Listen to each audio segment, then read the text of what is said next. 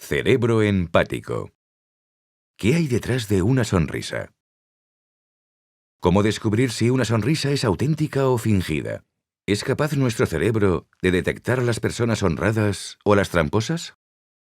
La mímica facial que expresa emociones es innata y universal. Con los gestos, los hombres se manifiestan y se comunican con los demás. Es por lo que en las culturas orientales, habituadas a ocultar los sentimientos, necesitan de un aprendizaje que contenga la expresión de las emociones naturales. El rostro tiene capacidad de expresar toda la riqueza afectiva de las personas. En las expresiones podemos leer los pensamientos, hacernos cargo de su situación interior, reconocer sus deseos e intenciones. El don de la empatía, sentir las mismas emociones que otros, aporta un talento extraordinario para la integración y la comunicación con los demás.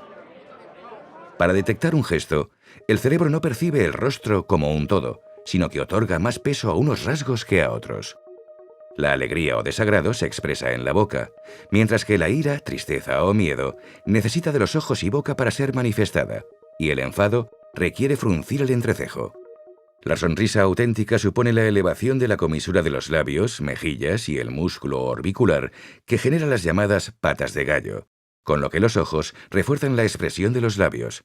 Sin embargo, la sonrisa rutinaria o de compromiso solo mueve los músculos de la boca.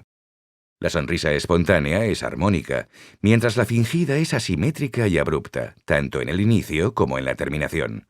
Una sonrisa irónica tuerce solo el lado izquierdo de la boca. Utilizando los gestos naturales es difícil mentir. Solamente las personas como los buenos actores, a través de ejercicios y entrenamiento, consiguen meterse en la piel del personaje que interpretan y son capaces de transmitir a través de la expresión de su rostro determinados sentimientos de forma premeditada. La clave de la empatía está en entender a los otros, no solo por situarnos en su lugar, sino también por ser capaces de contagiarnos de lo que siente el otro. Esta conducta empática, que nos motiva a ocuparnos y ayudar a los demás, en realidad procede de vínculos afectivos innatos y tiene raíces biológicas en la empatía animal. Las neuronas espejo se descubrieron mientras un equipo de científicos realizaba estudios con monos sobre los sistemas de neuronas que controlaban cada movimiento. Cuando un mono observaba a otro que iba a agarrar un cacahuete, sus neuronas situadas en el área F5 se activaban como si fuese él mismo el que realizaba el movimiento. Se pudo observar entonces que inconscientemente eran capaces de reproducir en su interior la intención del otro congénere. Nuestras neuronas espejo se localizan en diversas áreas relacionadas con el habla. Este hecho es muy curioso, ya que los niños pequeños, y seguramente también nuestros antepasados remotos, se comunicaban por gestos, la forma más antigua del lenguaje y esencial para la supervivencia. El dominio del entorno se ha hecho más fácil con la tecnología, pero las emociones básicas que tenemos respecto de los demás no han cambiado. De hecho, los anuncios están continuamente activando nuestros estímulos. Por ello, necesitamos permanentemente regular las emociones y dirigir su energía para motivarnos a ayudar con el impulso de la empatía. Y es que la empatía implica las mismas estructuras neuronales que procesan nuestras propias experiencias. Las estructuras del llamado cerebro social están compuestas por la red que percibe el significado emocional de un gesto, somatiza la emoción y elabora la respuesta. Para analizar las expresiones faciales de otra persona, utilizamos varias áreas de nuestro cerebro. Por una parte, la corteza fusiforme capta la atención. Por otra, el giro fusiforme examina la identidad sin preocuparse de sus expresiones emocionales. Y finalmente, el surco temporal superior nos aporta la información sobre el contenido de la expresión, tristeza, rabia, miedo, etc. La amígdala cerebral nos orienta hacia la parte del rostro que debemos fijar la atención. Así, por ejemplo, ante una cara de miedo, miramos solo a los ojos. Si la expresión es alegre, nos fijamos en la boca. Y si la expresión es de tristeza, fijamos la atención en todo el rostro. Para ello, la amígdala está conectada con el sistema de recompensa y castigo que le envía oxitocina, la hormona de la confianza. Por ejemplo, ante un rostro atractivo, sonriente, amigable. A su vez, integra los impulsos viscerales que le llegan a través de la ínsula anterior, como una especie de sentimiento subjetivo.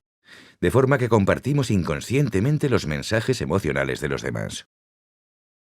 Mediante la conexión con la corteza orbitofrontal, integramos la información emocional y cognitiva para calcular el valor de recompensa o castigo del estímulo, en función de su relevancia para la propia vida sentimental y para la motivación.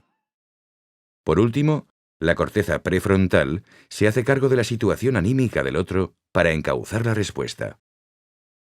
Aunque evaluar a los demás es un proceso complejo, al encontrarnos por primera vez con una persona, nos formamos una rápida primera opinión con la información que nos aporta su rostro. En este primer paso intervienen la amígdala y la corteza cingular posterior. Después, hay veces que cambian las primeras impresiones al recibir más información. Otras se confirman y, en tal caso, se reactivan de nuevo ambas áreas. Las experiencias de rechazo o exclusión social, especialmente en la adolescencia, son de las vivencias más dolorosas. El sufrimiento que produce el rechazo por los demás es provocado por la activación de las mismas áreas cerebrales que utilizamos ante el dolor físico.